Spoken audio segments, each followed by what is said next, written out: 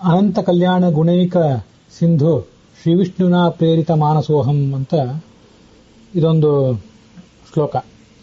ಇದು ಪೂಜಾ ಸಂಕಲ್ಪದಲ್ಲಿ ಸೇರಿದ್ದು. ಇಲ್ಲಿ ಇನ್ನೊಂದು ಬಾರಿ ಆಚಮನ ಮಾಡಿ ಪ್ರಾಣಾಯಾಮ ಮಾಡಿ ತಿಥಿ ವಾರ ನಕ್ಷತ್ರ ಇತ್ಯಾದಿಗಳನ್ನು ಸಂಕೀರ್ತಿಸಿ ಮುಂದೆ ಈ ಶ್ಲೋಕವನ್ನು ಹೇಳಿ ಸಂಕಲ್ಪ ಮಾಡಬೇಕು ಅಂತ ಕೇಳಿ ಬರ್ತದೆ. ಈ ಪೂಜಾ ಸಂಕಲ್ಪ ಮತ್ತಿದಾದ್ಮೇಲೆ ನಿಶುಸೀದ ಗಣಪತಿ ಇತ್ಯಾದಿ ಶ್ಲೋಕಗಳು, ಈ ಹಿಂದೆ ನಾವು ನೋಡಿದಂತಹ ನಿಶುಸೀದ, ಪ್ರಾಣಾಧಿನಾಥೇನ ಸಮೀರಣೇನ, ಬಿಂಬೋಸಿ ಪ್ರತಿಬಿಂಬೋಸ್ಮಿ, ಇವೆಲ್ಲ ಶ್ಲೋಕಗಳನ್ನ ನಾವೇನು ನೋಡಿದ್ದೀವಿ.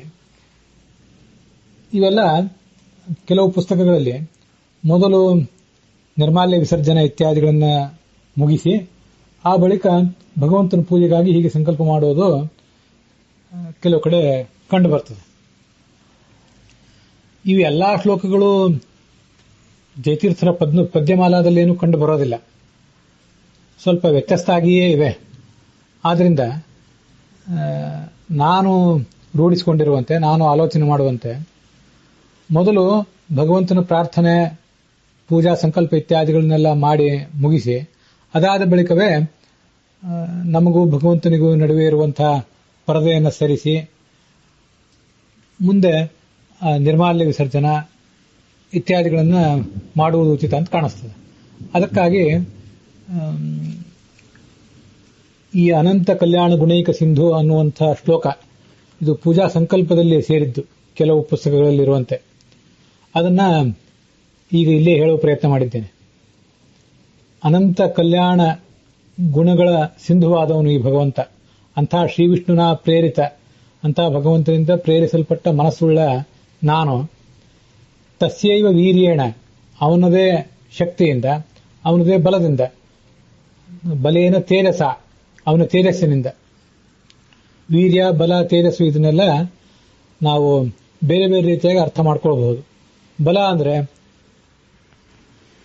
ಎಲ್ಲವನ್ನು ಧರಿಸುವಂತಹ ಅವನ ಶಕ್ತಿ, ಮತ್ತೆ ತೇಜಸ್ ಮತ್ತು ವೀರ್ಯ ಅಂತ ಎರಡಿದೆ. ಇನ್ನೊಬ್ಬರನ್ನು ನಾಶಪಡಿಸುವ ಶಕ್ತಿ, ಶತ್ರುಗಳನ್ನು ನಾಶಪಡಿಸುವ ಶಕ್ತಿಗೆ ತೇಜಸ್ ಅಂತಲೂ, ಶತ್ರುಗಳನ್ನು ತಡೆ ಹಿಡಿಯುವ ಶಕ್ತಿಗೆ, ಅವರಿಂದ ತನಗೇನು ಆಗದೇ ಇರುವಂತೆ ಮಾಡಿಕೊಳ್ಳುವ ಶಕ್ತಿ ವೀರ್ಯ ಅಂತಲೂ ಅರ್ಥ ಮಾಡ್ಕೊಳ್ಬಹುದು. ಸಂಜೀವಿತ ಸ್ವಾಂತ ವಪುಹೋ, ಅಂತಹ ಭಗವಂತನ ವೀರ್ಯದಿಂದ, ಬಲದಿಂದ, ತೇಜಸ್ಸಿನಿಂದ ಸಂಜೀವಿತವಾದದ್ದು, ಪುನರುಜ್ಜೀವಿತವಾದದ್ದು ನನ್ನ ಸ್ವಾಂತ ಅಂದ್ರೆ ಮನಸ್ಸು, ಮತ್ತು ವಪು ಒಂದು ಶರೀರ, ಹಾಗೆ ಚಿದಿಂದ್ರಿಯ ನನ್ನ ಸ್ವರೂಪ ದೇಹದ ಇಂದ್ರಿಯಗಳು, ಇವೆಲ್ಲ ಆ ಭಗವಂತನ ಶಕ್ತಿಯಿಂದ ಪ್ರೇರಿಸಲ್ಪಡ್ತವೆ. ಪ್ರೀತ್ಯರ್ಥಂ ಅಸ್ಯೈವ, ಅಸ್ಯ ಏವ, ಈ ಭಗವಂತನ ಪ್ರೀತ್ಯರ್ಥಂ ಏವ, ಪ್ರೀತಿಗಾಗಿಯೇ ತಂತ್ರಸಾರೆ, ತಂತ್ರಸಾರದಲ್ಲಿ ಪ್ರತಿಷ್ಠಂ, ಉಪದೇಶಿಸಲ್ಪಟ್ಟ ಪೂಜಾವಿಧಿಂ, ಪೂಜಾವಿಧಿಯನ್ನು ಕರೋಮಿ ಖಲು, ನಾನು ಮಾಡ್ತೇನೆ. ಮತ್ತು ಮಾಡುವಾಗ ಬ್ರಹ್ಮಾಂಡ ಸಹಸ್ರಪತೆ ದಯಾಲೋಹ ಭಕ್ತ್ಯಾ ಯಥಾಶಕ್ತಿ ಯಥೈವ ಸಂಪತ. ಬ್ರಹ್ಮಾಂಡ ಸಹಸ್ರ, ಸಾವಿರಾರು ಬ್ರಹ್ಮಾಂಡಗಳ ಪತೇಹೆ, ನಾಯಕನಾದ ದಯಾಲೋಹ ಕರುಣಾಸಿಂಧುವಾದ